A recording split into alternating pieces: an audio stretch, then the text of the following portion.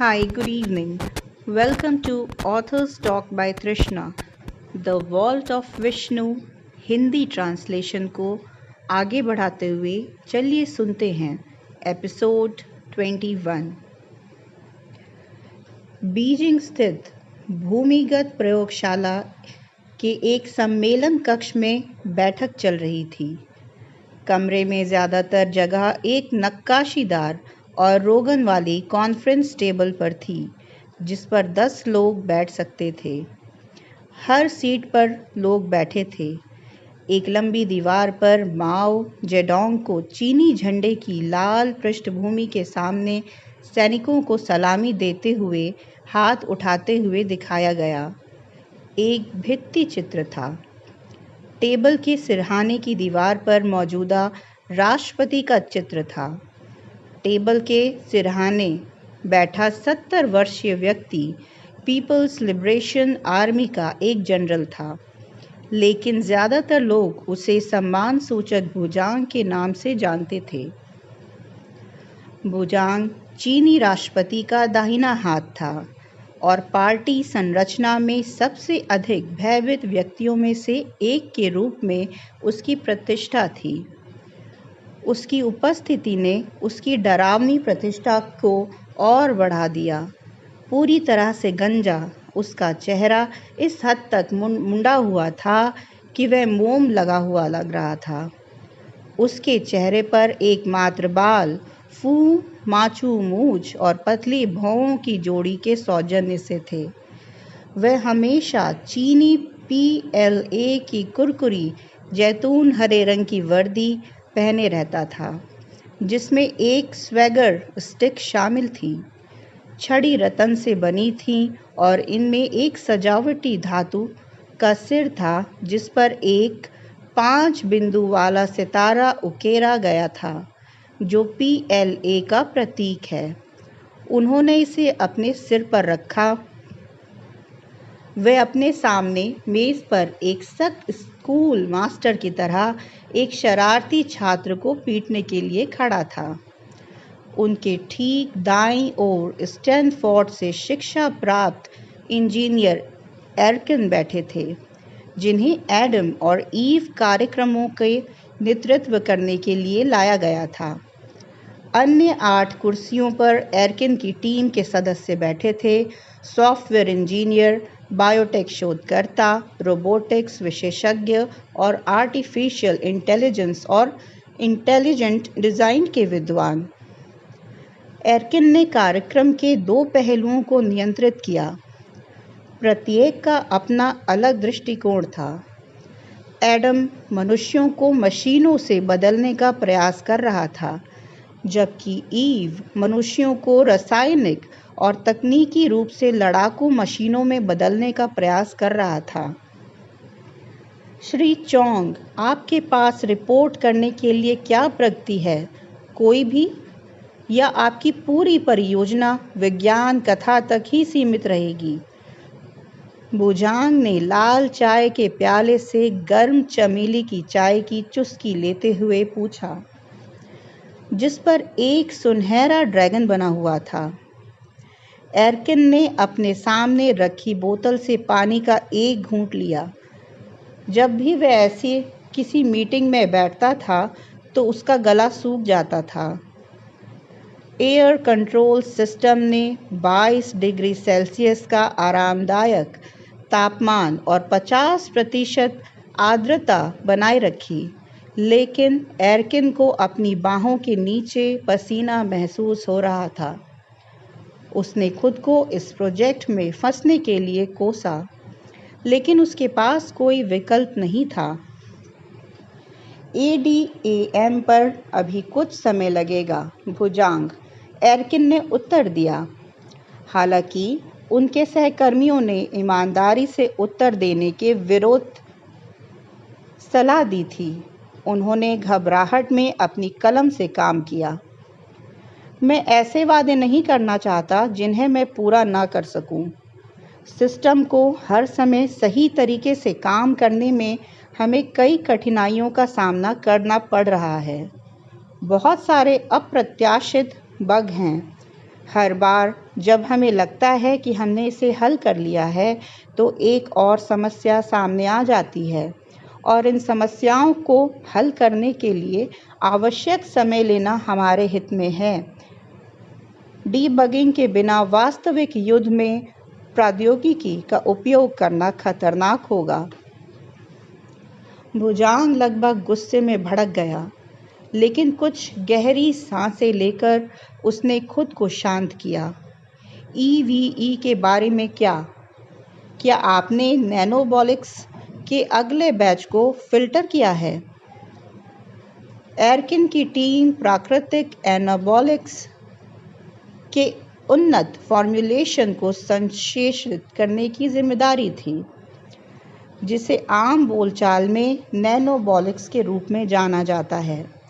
इसके अलावा ईवीई कार्यक्रम में सैनिकों को उन्नत रडार तैयार helmet, super sensitive assault rifle, satellite navigation, infrared vision और आई नोजल बॉडी आर्मर से लैस करना शामिल था।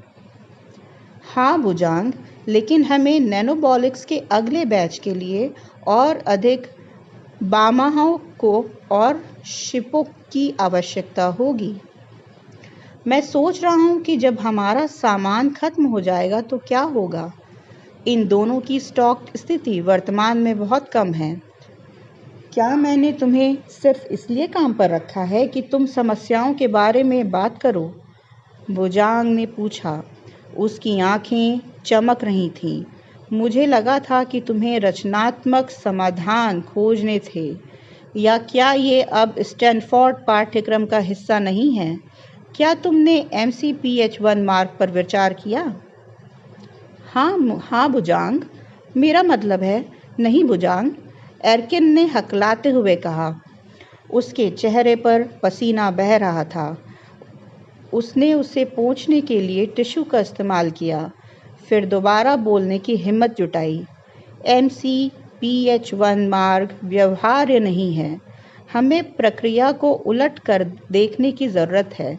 लेकिन जैसा कि आप जानते हैं, मौजूदा फॉर्मुलेशन में एक हिस्सा गायब है और इसकी अनुपस्थिति का मतलब है कि हम जीवन के साथ खेल रहे हैं। भुजांग अब अपने गुस्से पर काबू नहीं रख सका।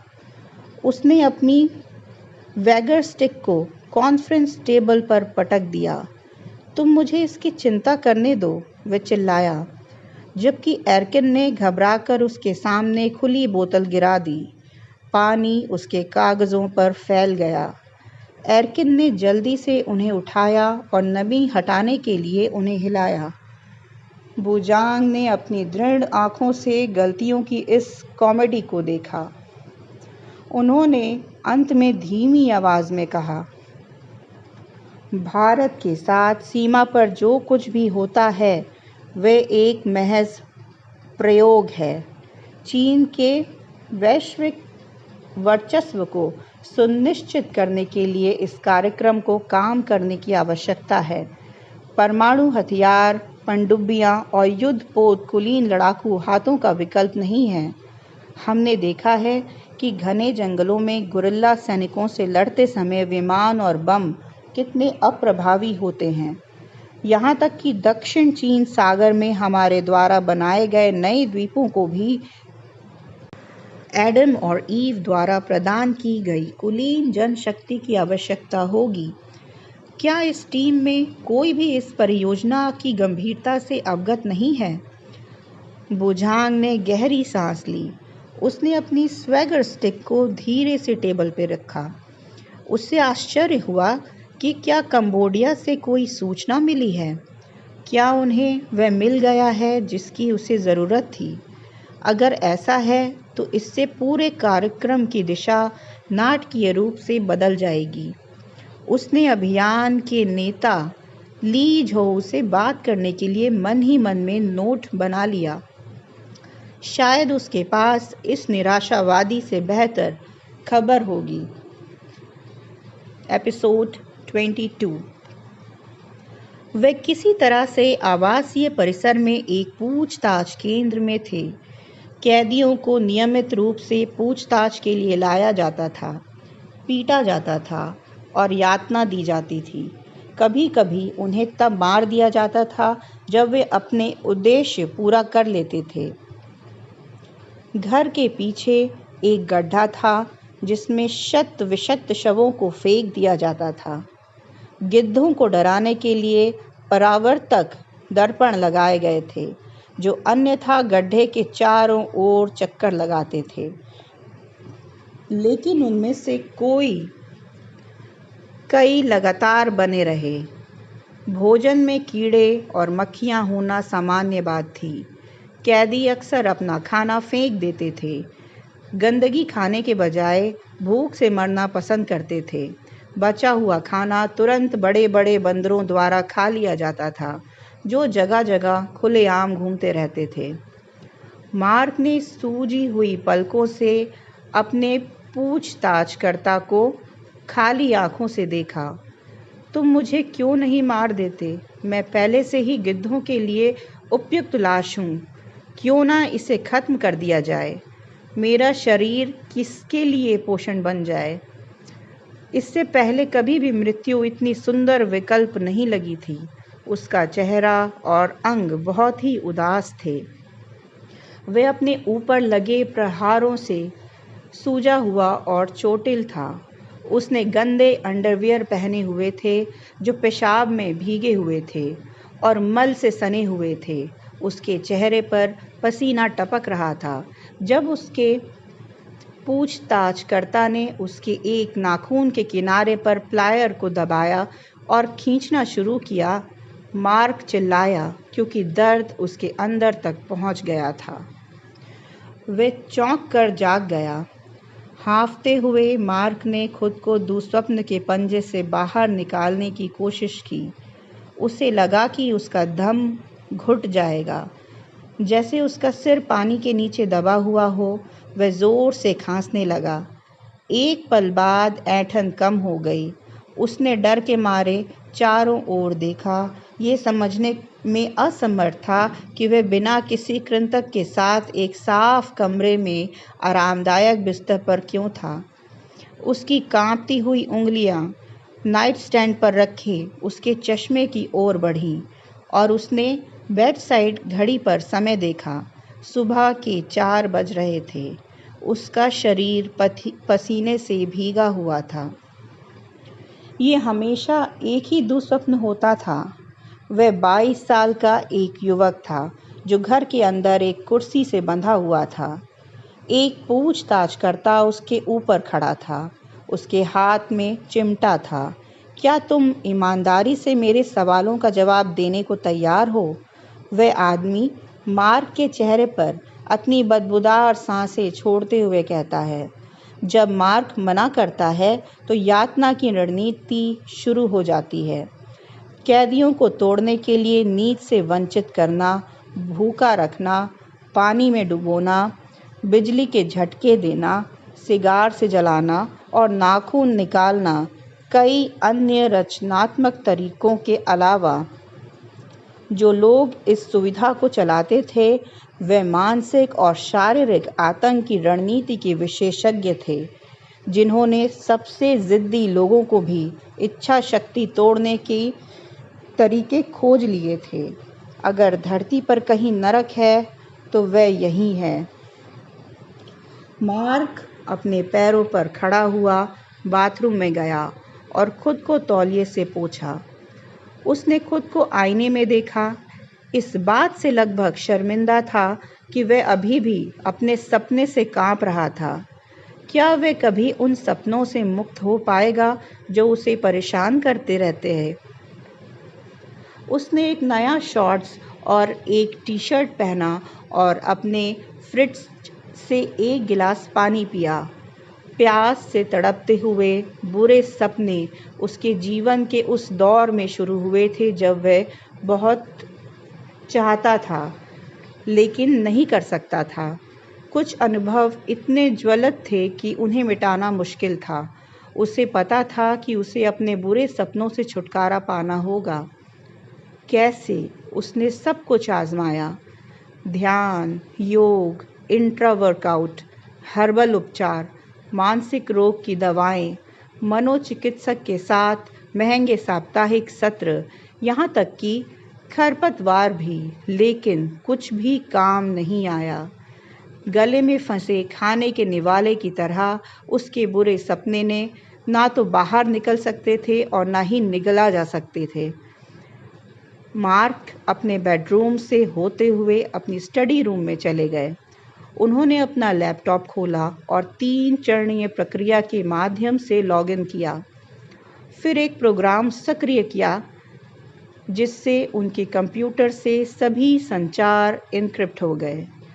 पृष्ठभूमि में उनका ऑपरेटिंग सिस्टम एक क्रिप्टो श्रेडिंग प्रोग्राम चला रहा था, जिससे ये सुनिश्चित हो गया कि कोई भी फॉरेंसिक टीम कभी भी उनकी सामग्री तक नहीं पहुंच पाएगी।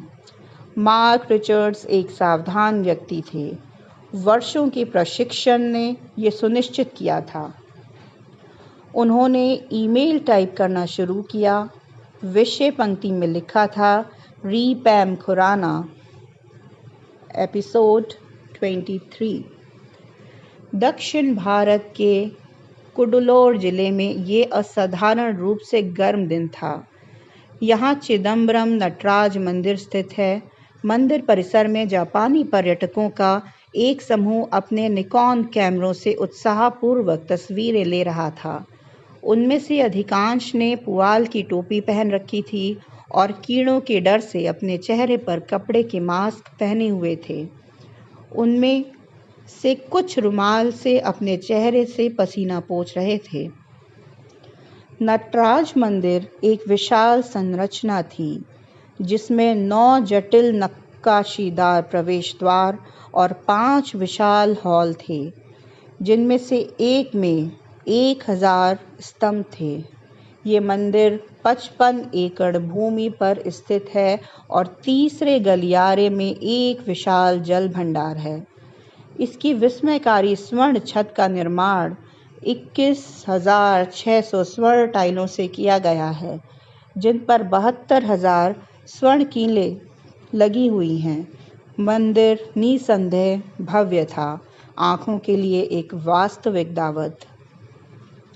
समूह का टूर गाइड, जो 60 साल का लग रहा था, खाकी बुशर्ट और पतलून पहने हुए था। उसकी मोटी नमक मिर्च वाली दाढ़ी और घनी मूछें थीं। साथ ही एक छोटी सी पोनी टेल भी थी। उसने टोपी और गहरे रंग का रिबन पहना हुआ था। एक और औसत दूर गाइड लग रहा था, लेकिन उसके बारे में कुछ आकर्षक था। उसकी टोपी, धूप का चश्मा, दाढ़ी और लंबे बालों के साथ उसका चेहरा बहुत कम दिखाई दे रहा था। प्राचीन ग्रंथों से पता चलता है कि यहाँ कई शताब्दियों में से एक मंदिर खड़ा है। गाइड ने अपने झुंड से कहा, याद रखें कि चिदम्बरम शहर चोल राजवंश की प्रारंभिक राजधानी थी और ये संभव है इस परिसर की सबसे पुरानी संरचनाएं उसी काल की हों। ये मंदिर शिव के नृत्य रूप को समर्पित है, जिसे नटराज कहा जाता है। गाइड नटराज की निर्दोष मूर्ति के सामने रुका। नटराज अग्नि की एक अंगूठी से घिरे हुए थे, जो चक्रीय ब्रह्मांड का प्रतीक है। अपने ऊपरी दाहिने हाथ में वे 1 घंटे के आकार का ड्रम टाइप टाइम रखते थे। उनके ऊपरी बाएं हाथ में अग्नि है, जो सृजन और विनाश का प्रतीक है। एक कोबरा उनके निचले दाहिने अग्रभाग में है। ये भगवान के बिना किसी डर के उनके पास आने के निमंत्रण को दर्शाता है। उनके माथे पर तीसरी आंख भक्तों से केवल दृष्टि के बजाय आंतरिक ज्ञान के साथ देखने का आग्रह करती है। उनका दाहिना पैर एक राक्षस पर रखा हुआ है। इस प्रकार अज्ञानता की राक्षस के अंत का संकेत देता है। उत्साह में आकर गाइड ने सहज रूप से मूर्ति जैसी मुद्रा अपना ली थी। समूह से स्वीकृति की फुसफुसाहटें सुनाई दी, जो स्पष्ट रूप से मोहित थे। कुछ लोगों ने पंखा भी चलाया। दक्षिण भारत के इस हिस्से में मौसम हमेशा गर्म और उमस भरा रहता था। क्या आप जानते हैं कि इस मंदिर में और क्या आकर्षक है? गाइड ने अपनी नृत्य करने वाली शिव मुद्रा को त्याग कर सीधे खड़े होकर पूछा। आंतरिक प्रांगण में मंदिर है, जिनमें सृष्टिकर्ता भगवान ब्रह्मा और पालनकर्ता भगवान विष्णु दोनों की मूर्तियां हैं। इस अर्थ में चिदम्बरम उन बहुत कम मंदिरों में से एक है जहां ब्रह्मा, विष्णु और शिव की हिंदू त्रिमूर्ति की एक साथ पूजा की जाती है। क्या आप में से कोई कंबोडिया में अंगकोर वाट गया है? फिर उन्होंने पूछा। कुछ हाथ उठे। वे अपने शिक्षक को खुश करने के लिए उत्सुक छात्रों की तरह थे। खैर, इस मंदिर का 11वीं शताब्दी में चोल राजा कुलोत्तुंग प्रथम ने काफ़ी विस्तार किया था। जब विस्तार कार्य अभी भी प्रगति पर था तो कंबोडिया के राजा सूर्यवर्मन द्वितीय, जिन्होंने अंकोर वाट का निर्माण किया था, ने अपने 9 सैनिक जहाज़ों में से एक पर कुछ अजीब चीज़ भेजी। क्या? एक पर्यटक ने पूछा। गाइड ने जवाब दिया, ये पत्थर का एक साधारण टुकड़ा था जिसे कंबोडियाई राजा नटराज मंदिर के निर्माण में शामिल करना चाहते थे। कुलोतुंगा के मंत्री हैरान थे। ये अजीब लग रहा था कि पत्थर का एक ही टुकड़ा उपहार के रूप में भेजा जाना चाहिए। फिर भी उन्होंने खुशी खुशी इसे मंदिर की पत्थर की दीवार की ऊपरी पंक्ति में शामिल कर लिया। वास्तव में उन्होंने उसकी उत्पत्ति का संकेत देते हुए एक शिलालेख भी खुदवाया। उन्होंने तमिल शिलालेख का अंग्रेजी में अनुवाद किया। ये पत्थर जो कंबोज के राजा द्वारा हमारे राजा को भेंट किया गया था, हमारे राजा के निर्देशानुसार मंदिर के अग्रभाग में रखा गया था तथा तत्पश्चात मंदिर की पत्थर की दीवार के ऊपरी पंक्ति में स्थापित किया गया था।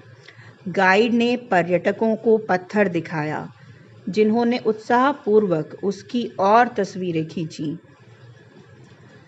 एपिसोड 24।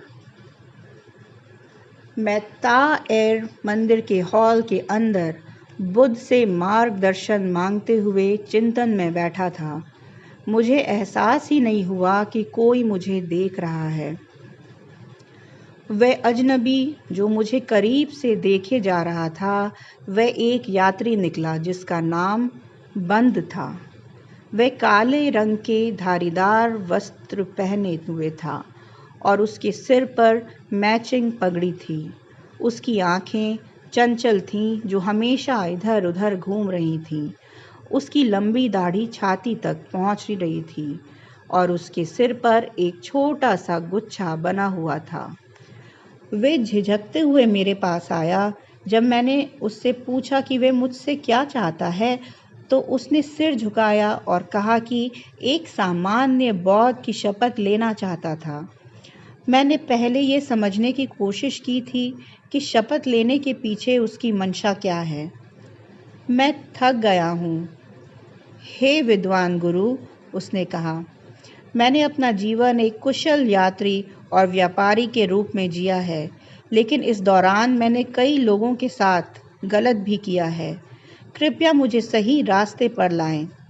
मैं उसकी मंशा से पूरी तरह सहमत नहीं था, लेकिन मैंने उसे संदेह का लाभ देने का फैसला किया। मैं कुछ देर उसके पास बैठा, उसे 5 प्रतिज्ञाएं लेने से पहले उन्हें सिखाया। पहला, मैं हत्या से दूर रहूँगा, मेरे पीछे बंध ने दोहराया। 2, मैं चोरी से दूर रहूँगा। 3, मैं झूठ बोलने से दूर रहूँगा। 4, मैं यौन दुराचार से दूर रहूँगा। 5, मैं मादक पदार्थों का सेवन करने से दूर रहूँगा। मैंने उसे आशीर्वाद दिया। बंधा प्रसन्न दिख रहा था, लेकिन उसे यकीन नहीं था कि ये 5 व्रतों को ईमानदारी से पालन कर पाएगा या नहीं। उसकी आंखें लगातार इधर-उधर घूम रही थीं, मानो उसे उम्मीद हो कि कोई हम पर जासूसी कर रहा है। बंधा ने मुझे वचन दिलाने के लिए धन्यवाद दिया और पूछा कि क्या ये इस उपकार का बदला चुका सकता है। मैंने उसे पश्चिम की यात्रा करने की अपनी इच्छा बताई। आखिरकार बंधा एक अनुभवी व्यापारी था जो संभवतः सभी प्रमुख व्यापार मार्गों से परिचित था। वे निसंदेह मेरे अभियान के शुरुआती भाग के दौरान एक परिसंपत्ति होगा। वे मुझे यूमेन, गुआन और रेगिस्तान के 5 सिग्नल टावरों से आगे ले जाने के अगली सुबह मैं उसके सड़क पर उसके आगमन की प्रतीक्षा कर रहा था, जो मुझे ले जा रही थी। यूमेन गुआन वह अंततः एक पतली छाती के साथ दिखाई दिया। घोड़े के साथ साथ एक बहुत बूढ़ा आदमी चल रहा था, जो था जाहिरा तौर पर रेगिस्तान में यात्रा अधिक से अधिक की। 30 बूढ़े आदमी ने मुझे अपना कुपोषित घोड़ा दिया। मेरे सफ़ेद घोड़े के बदले में कलंकित काठी। उसका घोड़ा कथित तौर पर वह रास्ता जानता था और पानी को सूंघने में सक्षम था। मुझे सुमेरु पर्वत का अपना सपना याद आया, जिसमें मैंने खुद को एक दुबले पतले भूरे घोड़े पर सवार होकर पवित्र पर्वत पर पहुंचते हुए देखा था। मैंने अपने भरे पूरे घोड़े को दुबले घोड़े में के बदले में दे दिया। बूढ़ा आदमी जल्दी से चला गया क्योंकि उसे एक बढ़िया सौदा मिल गया था। मुझे लगा कि मेरे साथ धोखा हुआ है, लेकिन मैं परेशान नहीं था। बुद्ध मेरी रक्षा करेंगे।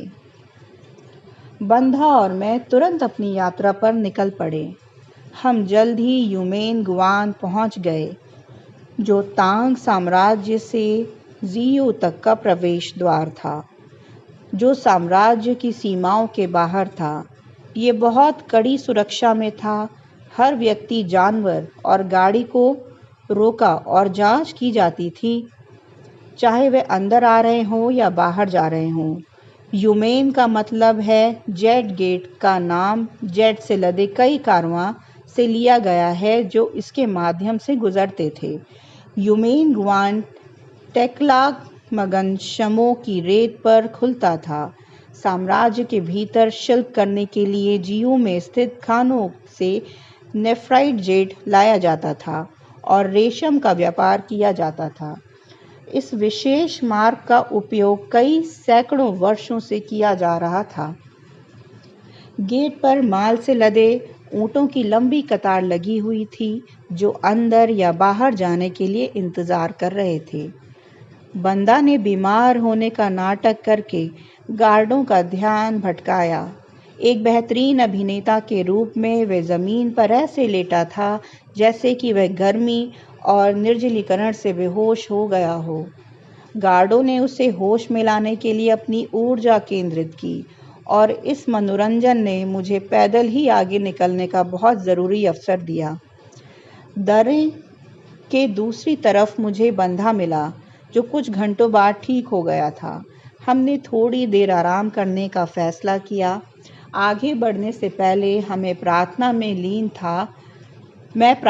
लीन था, तभी मैंने अपनी आंख के कोने से देखा कि बंधा मेरी ओर तेजी से आ रहा है, हाथ में खंजर लिए हुए। मैं हैरान रह गया। अगर उसका अपने तौर तरीके बदलने का कोई इरादा नहीं था, तो उसने बौद्ध धर्म की शपथ लेने की क्या ज़रूरत थी? या फिर ये मेरा भरोसा जीतने के लिए एक चाल थी? मैंने हिम्मत जुटाई और हिम्मत करके उसका सामना किया। तुम मेरा खून क्यों बहाना चाहते हो? मेरे पास कोई कीमती सामान नहीं है और मुझे मारने से कुछ हासिल नहीं होने वाला। अगर तुम्हें घोड़ा चाहिए तो तुम ले सकते हो, क्योंकि अब मुझे एहसास हुआ कि तुम अधिकारियों को बता सकते हो कि मैंने तुम्हारी मदद की है। अगर ऐसा हुआ तो मुझे गिरफ्तार कर लिया जाएगा और मौत की सज़ा दी जाएगी, जबकि एक पवित्र व्यक्ति के तौर पर तुम्हें अभी भी बख्शा जा सकता है। बंधा ने जवाब दिया। मैं पश्चिम में रेत का एक भंवर उठता देख सकता था और जानता था कि मुझे समय खरीदना होगा। बंधा की आंखें इधर उधर घूम रही थीं। मेरी आंखों पर बारीकी से नज़र रखी हुई थी, इसलिए मैंने पश्चिम में हो रही घटनाओं को देखने से परहेज किया। मैंने उससे कहा, मैं तुम्हें ऐसी जगह ले जा सकता हूँ जहाँ बेशुमार दौलत है। तुम्हें बस मुझे 5 मीनारों के पार ले जाना है। उसकी आंखें चमक उठीं। उसके पीछे पश्चिम से रेत लुढ़कते हुए आने लगी। तुम बस यही कर रहे हो, उसने कहा। तुम मुझे अपनी कहानी पर यकीन दिलाने के लिए धोखा देना चाहते हो। बिल्कुल नहीं, मैंने कहा। जब बुद्ध का वचन इस भूमि पर लाया गया है तो रास्ते में बहुत सारी दौलत बिखरी है। एक भिक्षु होने के नाते मैंने सभी शास्त्रों को पढ़ा है और उन खजानों के बारे में जानता हूँ जिनका वे उल्लेख करते हैं। मैं झूठ नहीं बोल रहा था, मैं आध्यात्मिक खजानों का उल्लेख कर रहा था, ये अच्छी तरह से जानते हुए कि बंध को अधिक सांसारिक विविधता में रुचि थी। बंधा ध्यान से सुन रहा था। मैं उसके दिमाग में चल रहे तराजू को देख सकता था जो उसके विकल्पों को तौल रहा था। मैंने मन ही मन उस पल की उल्टी गिनती शुरू कर दी जब मैं उस चौंका सकता था। वह पल बहुत जल्दी आ गया। जैसे ही तूफान ने हम पर हमला किया, मैं घोड़े पर सवार होकर पहले बीकान टावर की ओर चल पड़ा, जिससे बंधा के पास ह्यूमेन गुआन की ओर पैदल ही लौटने के अलावा कोई विकल्प नहीं बचा। मैंने पीछे मुड़कर देखने की जहमत नहीं उठाई। मुझे पता था कि एक संभावना थी कि बंधा मेरे बारे में बता देगा, लेकिन इसमें खुद को भी फंसाना शामिल था। मेरी सहज बुद्धि ने मुझे बताया कि वह अपने नुकसान को कम करेगा। बेशक अगर उसने मेरे बारे में शिकायत करने का फैसला किया तो मैं कुछ नहीं कर सकता था। सम्राट के पास राज्य के बाहर भी मुखबिरों और जासूसों का एक बड़ा नेटवर्क था और इस बात की कोई गारंटी नहीं थी कि मुझे वापस चीन नहीं लाया जाएगा। मुझे अपनी किस्मत आजमानी होगी। मैंने बुद्ध से प्रार्थना की कि वह मेरे मिशन को सफल बनाने में मेरी मदद करें। आज के लिए इतना ही। फिर मिलते हैं नए एपिसोड के साथ। Thank you so much.